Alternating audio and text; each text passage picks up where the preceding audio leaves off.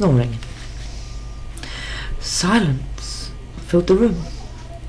Only the beat of a heart could be heard.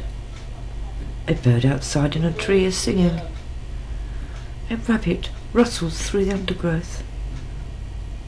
There is even a faint humming coming from the electricity lines.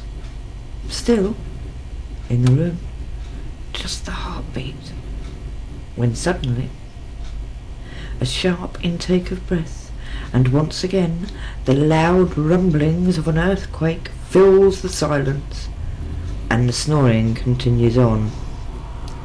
Minutes tick by so slowly, eventually turning into hours.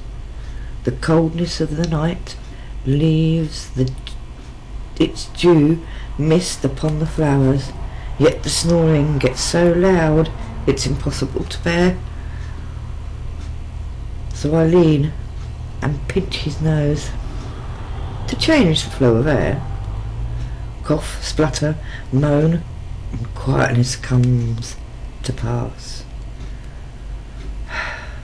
But in less than a minute, back snoring, silly owls. I nudged gently with an elbow, hoping turning might do the trick. I might as well hit him with a great big stick. My ears are sore with listening. Through his air go in and out.